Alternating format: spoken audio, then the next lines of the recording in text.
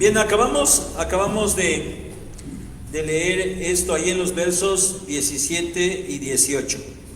Recibir espíritu de sabiduría y de revelación en el conocimiento de Dios, alumbrando los ojos del entendimiento. Esta era la oración de Pablo para los Efesios.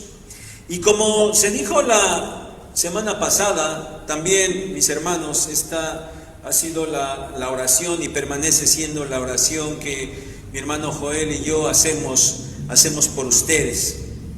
Espero que recuerden bien lo que esto significa, espíritu de sabiduría. Espero que lo entiendan bien. Bueno, si alguien por alguna razón no vino, o a lo mejor no ha repasado la predicación, bueno, ahí está, por favor. Si no lo entienden, hay que repasarlo. Es importante, porque bueno, yo creo que a lo mejor sí lo entendieron muy bien, porque las visitas que ha habido a la predicación de la semana pasada se han quedado por debajo de todas las demás. Entonces digo, bueno, pues a lo mejor ya lo entendieron todos, ¿va? Entonces les queda perfectamente claro. Ahora, que si no es así, bueno, se salvaron porque no los puedo amenazar. Bueno, vamos a repetir la predicación junto con la que toca hoy, porque no nos iba a dar tiempo. Así es de que, hermanos, yo sí espero que tengan muy en claro qué significa esto de tener espíritu de sabiduría y de revelación en el conocimiento de Dios. ¿Por qué tener este entendimiento espiritual? Y, hermanos, ¿por qué tratar este tema? ¿Por qué hacer nuestra la oración de Pablo? ¿Por qué es necesario tener un entendimiento espiritual? Porque, mis hermanos, normalmente el pensamiento de ustedes se queda a nivel del pensamiento de toda la humanidad. No es regaño. Simplemente es algo que queremos porque lo percibimos y necesitamos, hermanos, transmitírselo, necesitamos enseñarles, necesitamos impulsarlos para que ustedes sigan adelante en su crecimiento espiritual. Y es que sí, ustedes se quedan normalmente en ese pensamiento de la humanidad. Miren, lo voy a explicar brevemente, voy a dejar este esquemita por allí, para que podamos nosotros ir viéndolo y quede claro, y ustedes se van a dar cuenta, sí es cierto. Bueno, miren, Dios es el creador, ¿está claro? Eso sí lo sabemos, lo acabamos de leer en el Salmo. ¿Sí se fijaron?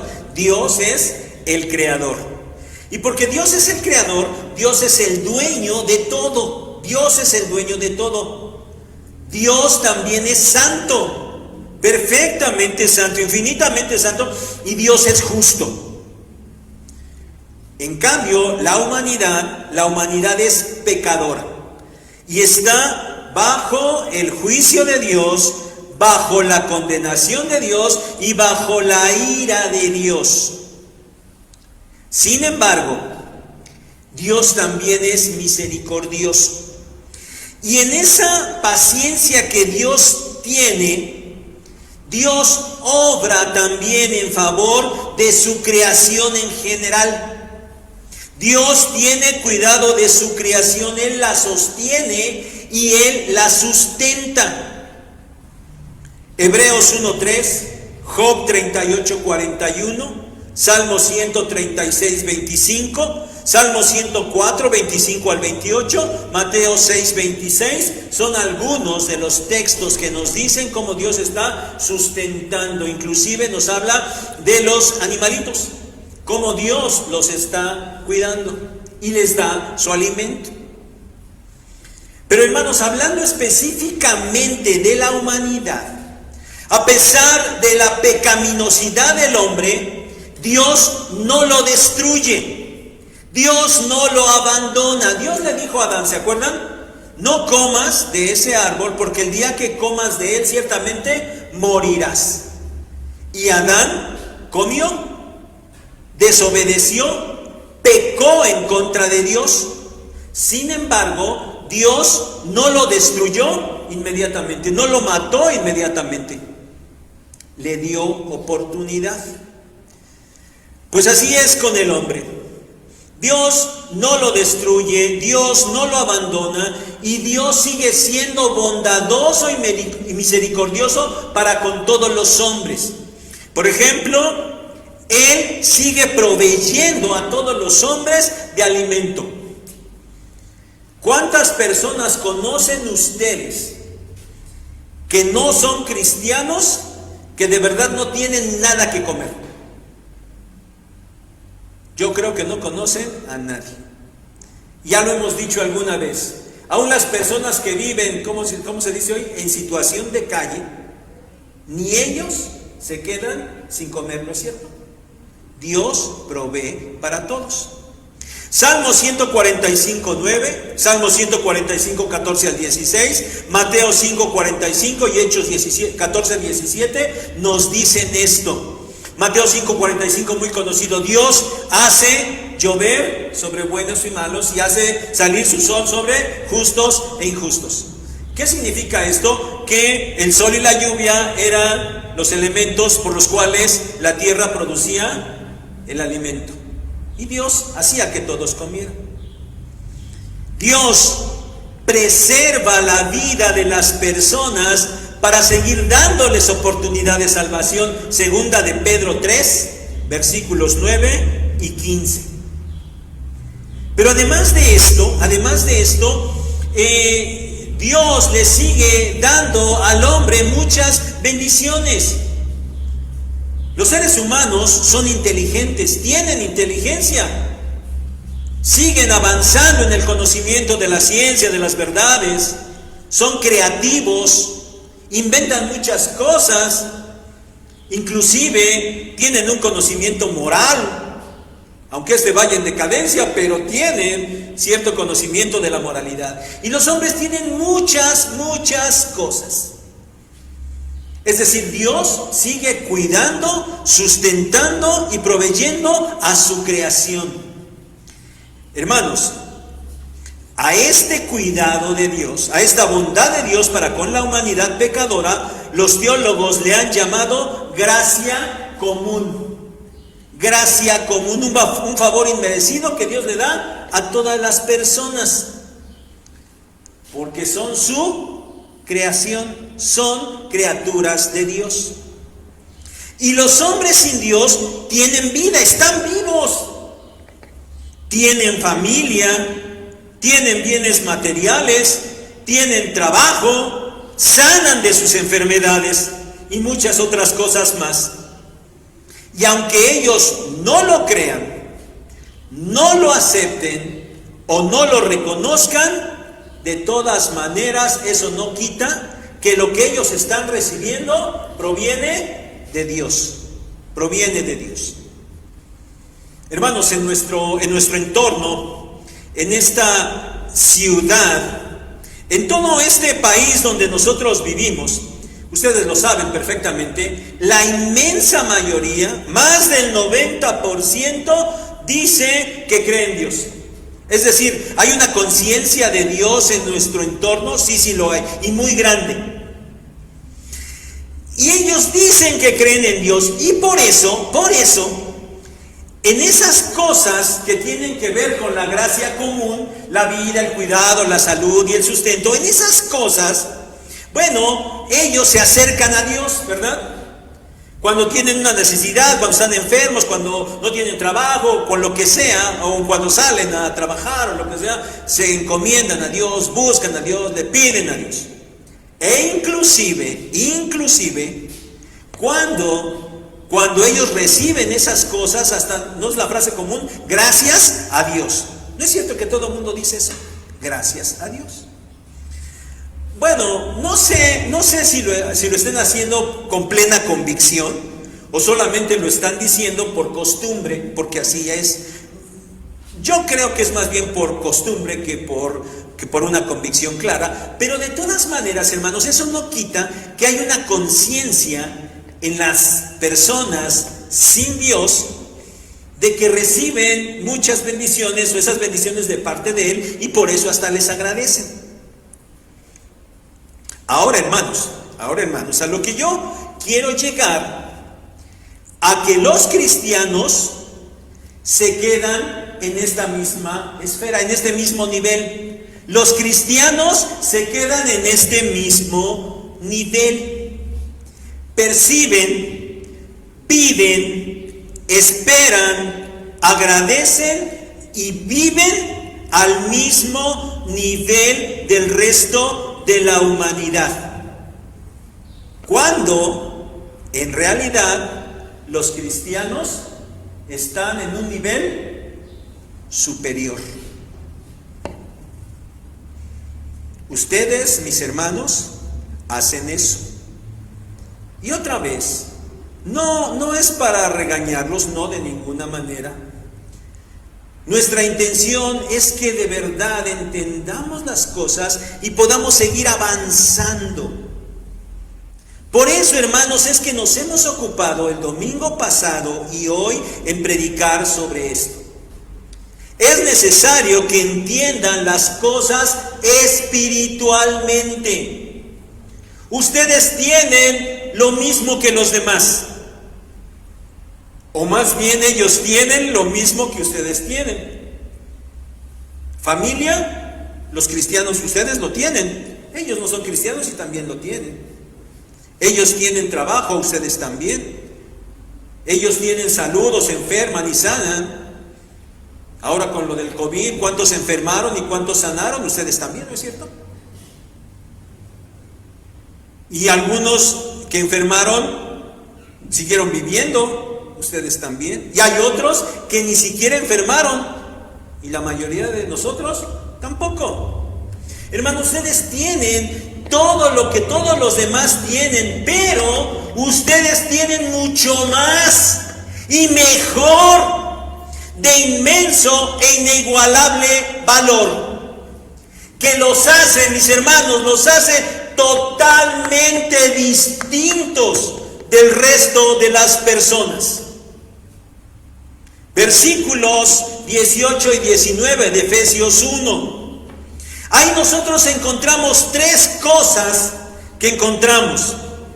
Ustedes, mis hermanos, tienen, y lo apunté aquí, tienen un llamamiento de Dios, tienen una herencia de Dios y tienen el poder de Dios. Hermanos, ustedes poseen todo eso y los demás seres humanos no lo tienen, ellos no lo tienen.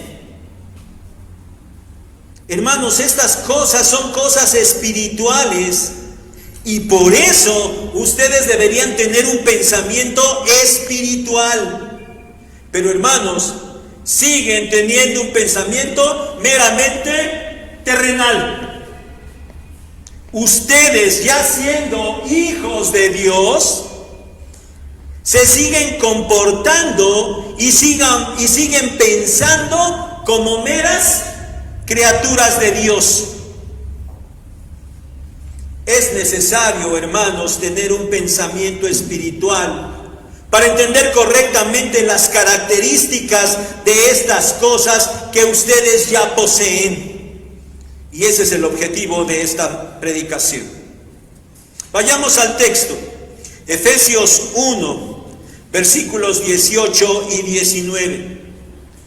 Miren, después de que Pablo ha pedido a Dios que los efesios tengan espíritu de sabiduría y de revelación, dice ahí verso 17, para que el Dios de nuestro Señor Jesucristo, el Padre de gloria, os dé espíritu de sabiduría y de revelación en el conocimiento de Él, alumbrando los ojos de vuestro entendimiento. Esa era la oración, es el contenido de la petición, y eso se predicó el domingo pasado. Y ahora dice, sigue diciendo, dice, para... ¿Cuál era el objetivo? ¿Para qué quiere Pablo que los efesios conozcan esto? Para que sepáis. Para que sepáis. Hermanos, esta palabra saber significa conocer por medio de la percepción, es decir, para que ustedes perciban. Y para que nos quede mucho mejor la definición y la centremos en este domingo, él está pidiendo para que tengan un claro entendimiento. Para eso quiero, dice Pablo, para eso le pido al Señor que ustedes tengan un entendimiento espiritual, para que entiendan claramente. Y Pablo enseguida hace mención de las tres cosas que ya dijimos. Los creyentes poseen un llamamiento, una herencia y el poder de Dios. Pero es necesario que tengan un claro entendimiento del para qué de estas cosas. Y eso es lo que desarrollaremos en esta predicación. Y la primera cosa, hasta puse el bosquejo por aquí, la primera cosa es que nosotros tenemos un llamamiento de Dios. Tenemos un llamamiento de Dios. Necesitamos entender cuál es la esperanza de ese llamamiento. Eso dice la segunda parte del versículo 18. Para que sepáis cuál es la esperanza a que Él os ha llamado. Hermanos, recibimos un llamamiento de Dios. Estábamos en el mundo, éramos parte del mundo, pero Dios nos llamó para Él mismo, nos hizo nacer de nuevo, nos regeneró, nos dio la salvación, nos adoptó como sus hijos. Hermanos, nosotros éramos criaturas de Dios y ahora ya somos hijos de Dios. Y esto lo tienen muy en la mente, ¿verdad? Porque no se atrevan los incrédulos a decir que todos somos hijos de Dios, porque ustedes se les avientan desde la tercera cuerda, ¿verdad? No, no es cierto, solamente los que creen en Cristo son hijos de Dios, los demás son criaturas de Dios. Bueno, pues eso que tanto defienden, con tanta pasión, bueno, sí es cierto, eso es cierto. Éramos criaturas de Dios y ahora ya somos hijos de Dios. Pero noten, hermanos, noten, la petición de Pablo no es para recibir el llamamiento de Dios, porque ese ya lo tenemos, ya fuimos llamados. La petición de sabiduría espiritual es para que entendamos cuál es la esperanza de ese llamamiento. Ese llamamiento, hermanos, es de origen, de naturaleza y tiene un destino celestial. Es un llamamiento celestial. Y ese llamamiento produce esperanza. Y por lo tanto, esa esperanza es ¿qué? Celestial. Es celestial. Miren, dice Romanos 8, del 28 al 30, que Dios nos llamó para que finalmente nosotros seamos glorificados, para que nosotros lleguemos a ser semejantes a nuestro Señor Jesucristo. Hermanos, nuestra esperanza es futura y es celestial. Por favor, hermanos, no perdamos esto nunca de vista. Es prioritario. Seremos un día transformados. Nuestros cuerpos ya no serán como los que ahora tenemos. Cuerpos que se desgastan, que se enferman y que finalmente morirán. Pero un día seremos glorificados. Nuestro cuerpo será transformado cuando estemos en los cielos. Nuestra esperanza es celestial. Y esa esperanza, mis hermanos, esa esperanza es una esperanza segura, favorable, confiada. Podemos confiar. ¿Por qué? Porque proviene del llamamiento de Dios. Cuando Dios nos llamó, nos prometió esto, nos prometió esta esperanza. Y porque descansa, esa esperanza descansa en las promesas de Dios.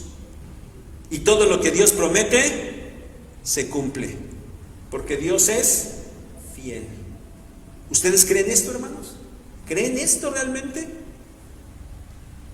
Ahora, el entendimiento de la esperanza de ese llamamiento, mi hermano, te debe hacer pensar y vivir de manera diferente.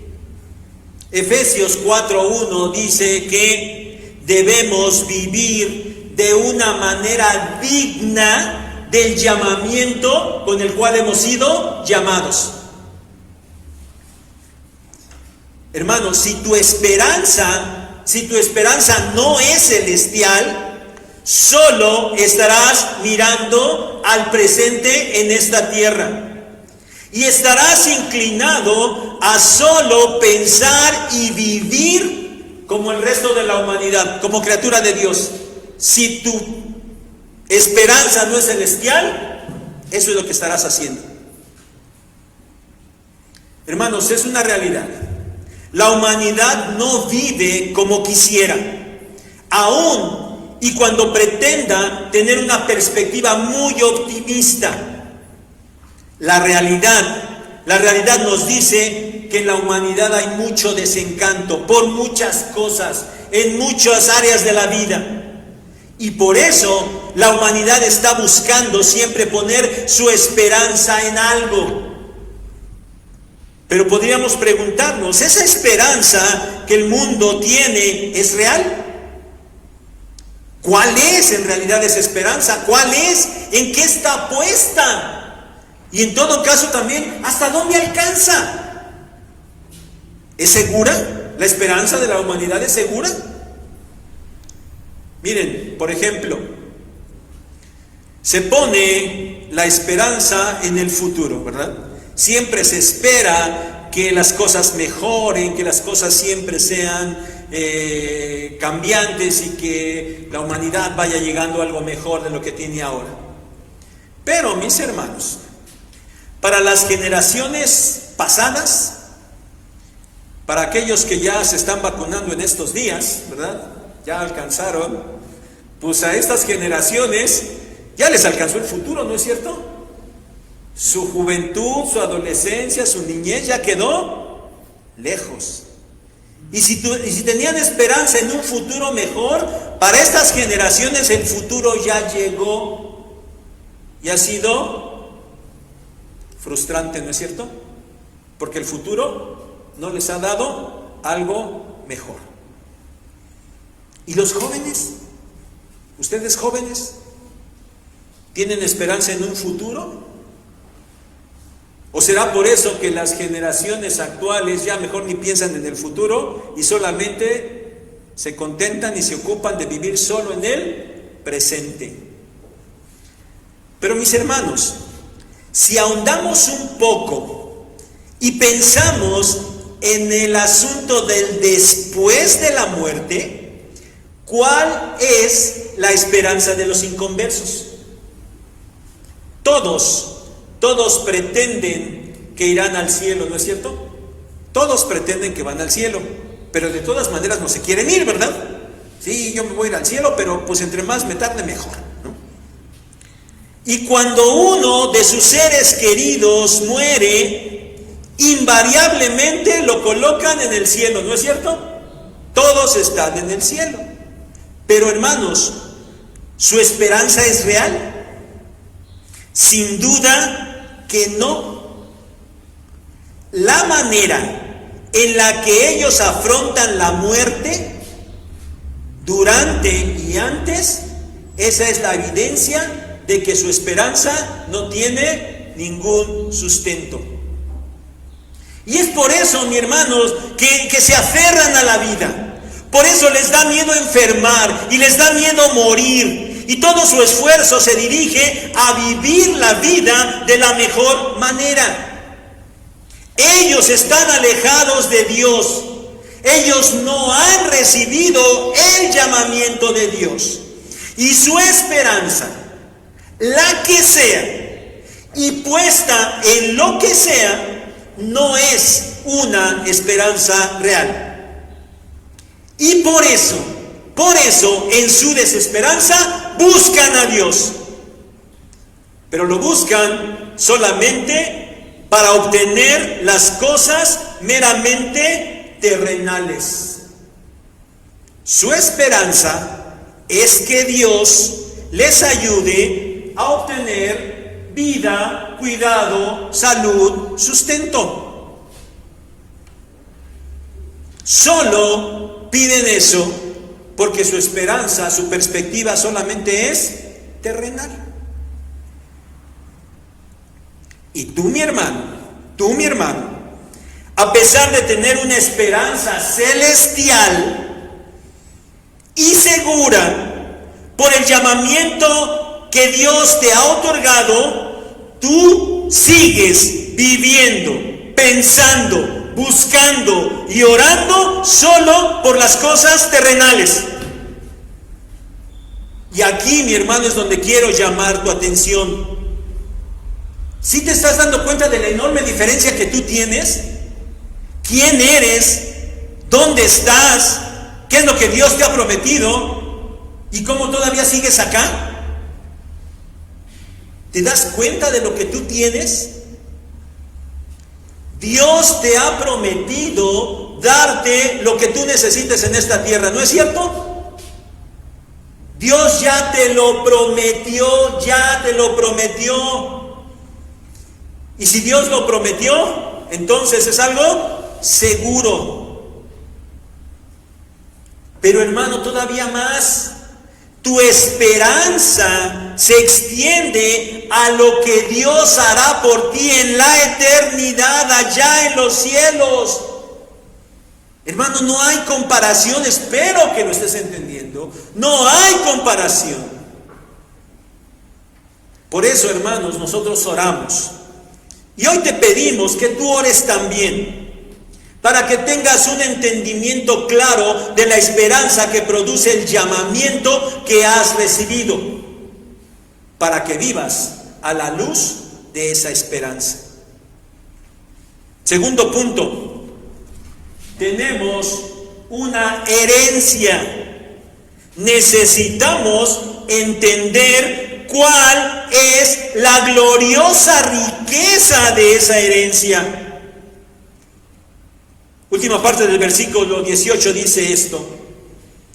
Cuando Pablo está hablando, dice: para que sepáis cuáles son las riquezas de la gloria de su herencia en los santos. Hermanos, los creyentes tenemos una herencia que recibiremos en el futuro. Pero es una herencia que de igual manera nosotros ya tenemos. ¿Se acuerdan cuando hemos mencionado en alguna predicación en situaciones de la vida cristiana del ya, pero todavía no? ¿Se acuerdan de eso? Ya, pero todavía no. Bueno, esta herencia entra en esa situación. Ya la tenemos, ya es segura, pero todavía no, porque todavía falta que la poseamos totalmente. Hermanos, nosotros recibimos la herencia celestial en el pasado, desde la eternidad, cuando fuimos elegidos y para lo cual fuimos predestinados. Y lo acabamos de leer ahí en Efesios. Espero que hayan puesto atención. Efesios del 3 al 14. Y Dios nos ha sellado con su Espíritu Santo para garantizarnos que recibiremos esa herencia. ¿Sí de acuerdo a lo que leímos? Hermanos, Pedro habla de las características de esa herencia. ¿Y dónde se encuentra esa herencia? Primera de Pedro 1, 3 y 4. Bendito sea el Dios y Padre de nuestro Señor Jesucristo, que según su grande misericordia nos hizo renacer para una esperanza viva por la resurrección de Jesucristo de los muertos, para una herencia incorruptible, incontaminada e inmarcesible. Esas son las características de nuestra herencia, reservada en los cielos para ustedes. Ese es el lugar donde se encuentra la herencia. Esa herencia implica un lugar, y eso lo dijo el Señor Jesucristo mismo, Juan 14 del 1 al 3. Les dijo: ustedes creen en Dios, crean también en mí. En la casa de mi Padre hay muchas moradas. Hay un lugar y hay lugares. Yo voy a preparar lugar para ustedes. Y si me fuere, voy a regresar para llevarlos conmigo, para que donde yo estoy, ustedes también estén. Tenemos una herencia que implica un lugar, pero también implica, hermanos, también implica una posición, e implica muchas bendiciones espirituales en los cielos. Efesios 1, del 3 al 10, que acabamos de leer también. Pero, hermanos, al igual que el punto anterior, la oración no es para pedir una herencia. O sea, ustedes no van a pedir: Señor, concédeme esa herencia de la que tu palabra habla. No pueden orar así, no deben orar así, porque esa herencia ya la tienen, ya es de ustedes. La oración de sabiduría espiritual es para que entendamos la gloriosa riqueza de esa herencia. ¿Qué tan valiosa es? Romanos 8, 16 y 17 dice: el Espíritu mismo da testimonio a nuestro espíritu de que somos hijos de Dios. Ya somos hijos de Dios. Y si somos hijos, entonces, dice Pablo, también somos herederos. Herederos de Dios y coherederos con Cristo. Hermanos, esto es de verdad increíble, tremendo. Lo que Cristo posee en el cielo, al lado del Padre, lo va a compartir con nosotros. Porque somos coherederos con Cristo. ¿No será valiosa nuestra herencia? Dice Romanos 8:32: el que no escatimó ni a su propio Hijo, sino que lo entregó por todos nosotros, ¿cómo no nos dará también con Él todas las cosas? Y cuando leemos esto decimos: ay, sí, que me dé salud y me dé muchos años de vida y me dé una casa y me dé... No, hermano, eso no está hablando de eso. Está hablando de la salvación, está hablando de las cosas espirituales. Y si Dios ya nos entregó a su Hijo, dice Él, ¿cómo no nos va a entregar todas las cosas? ¡Qué valiosa es nuestra herencia! Lugar y posición. Eso implica nuestra herencia y es ricamente gloriosa. Sin duda que necesitamos mucha sabiduría espiritual para comprender lo valiosísima que es nuestra herencia. Hermano, sin duda que en esta tierra no hay nada que se le compare, ni tantito. Pero la humanidad solo puede ir tras riquezas terrenales, porque su perspectiva solo es esa. No puede ir tras de otra cosa. Pero, hermanos, lo que nosotros tenemos y el infinito valor de eso que tenemos nos hace totalmente diferentes. Estamos en otro plano, estamos en otro nivel. Por eso, mi hermano, si tenemos tal herencia celestial, hermano, si tienes tal herencia celestial, ¿por qué te estás desgastando en esta vida para ir tras posesiones y tras posiciones meramente terrenales? ¿Por qué? Porque te estás quedando en un pensamiento de mera criatura de Dios. No estás pensando ni actuando como hijo de Dios. Tercer punto. La tercera cosa que los creyentes ya tenemos, punto 3, tenemos el poder de Dios. Necesitamos entender cómo actúa ese poder en nosotros. Versos 19 y 20. Acuérdense que Pablo está diciendo: pido este entendimiento para que sepáis, y dice el 20, cuál es la supereminente grandeza de su poder pongan sus ojos en la Biblia, por favor, para con nosotros los que creemos. El poder de Dios solo y solo actúa en los que creemos, según la operación del poder de su fuerza, la cual operó en Cristo, resucitándole de los muertos y sentándole a la diestra en los lugares celestiales. Hermanos, el poder de Dios es indescriptible.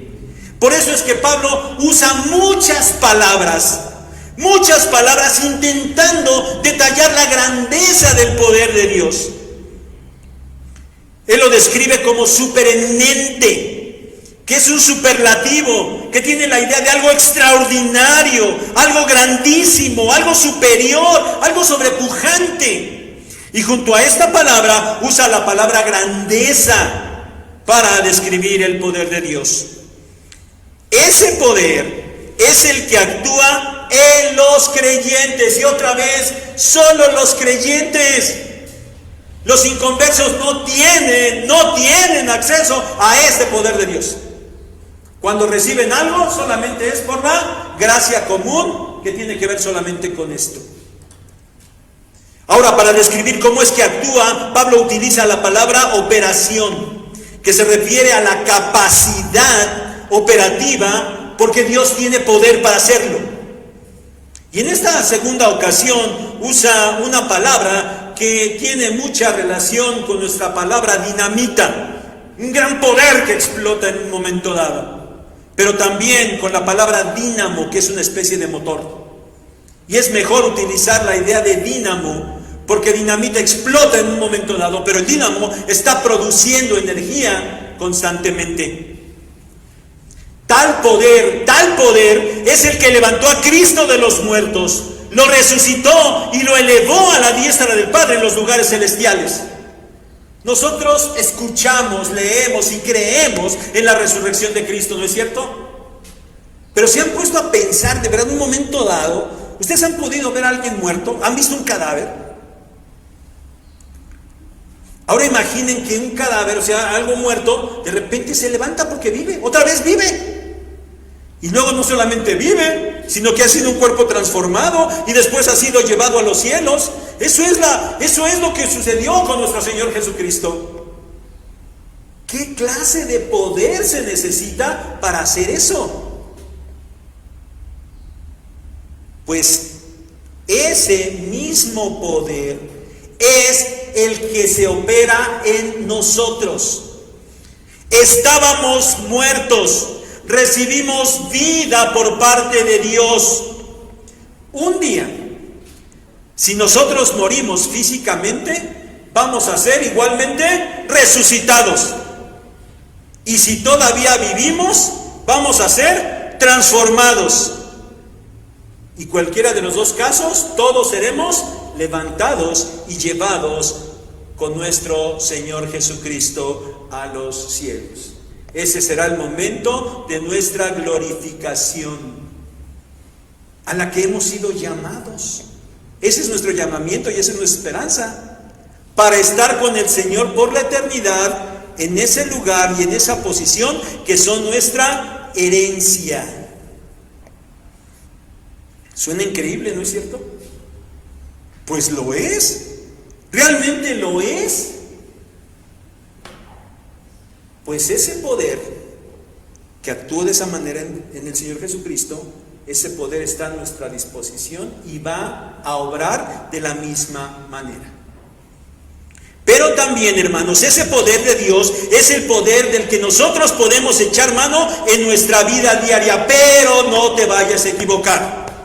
No para andar haciendo milagros y para andar pidiendo, bueno, les pido que oremos porque la oración tiene poder y es que mi familiar tiene cáncer, oremos para que Dios lo cure milagrosamente y le quite el cáncer. Hermanos, no estés orando por eso. Esa no es la manera en la que tú puedes tener acceso al poder de Dios. ¿Dios puede hacerlo? Sí, Dios puede hacerlo. Y si lo hace, sobre todo con los inconversos, solamente será por su gracia común. Pero esa no es la manera en la que tú tienes que usar el poder de Dios en tu vida. Está a tu disposición, pero para que tú puedas vivir de manera correcta, para que puedas vivir en santidad, para que puedas vencer la tentación, para que puedas enfrentarte a todos esos poderes malignos que se están oponiendo a tu avance, a parecerte más al Señor Jesucristo. El plano espiritual es un plano sobrenatural. Y hermano, tú estás en ese plano y cuentas con el indescriptible poder de Dios para desarrollarte adecuadamente. ¿Por qué? ¿Por qué quieres hacer uso de ese poder para cuestiones tan pequeñitas como las cuestiones terrenales, cuando lo puedes utilizar para algo grandioso? Concluyamos. Hermano, ¿desconocías que tienes un llamamiento de Dios? ¿Desconocías que tienes una herencia de parte de Dios? ¿Desconocías que el poder de Dios obra en ti? Estoy seguro que la respuesta es no, no lo desconocías. Sí lo sabías, ¿verdad que sí lo sabías? Pero hermano, ¿entiendes la esperanza de ese llamamiento? ¿Entiendes claramente la gloriosa riqueza de esa herencia? ¿Entiendes claramente la operación de ese poder en ti? ¿Lo entiendes claramente? ¿Y entonces estás viviendo a la luz de eso que ya debes entender? Yo creo que sincera y honestamente la respuesta también es no.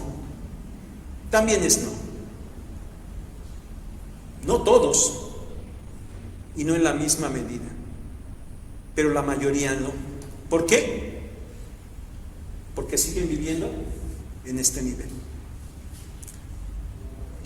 Para eso, hermanos, para eso es que necesitamos entendimiento espiritual, espíritu de sabiduría en el conocimiento de nuestro Dios, iluminación de nuestro entendimiento para entender claramente la tremenda magnitud de lo que ya poseemos en Cristo, para utilizarlo adecuadamente, para que pensemos, actuemos y vayamos siempre tras las cosas correctas, las cosas espirituales.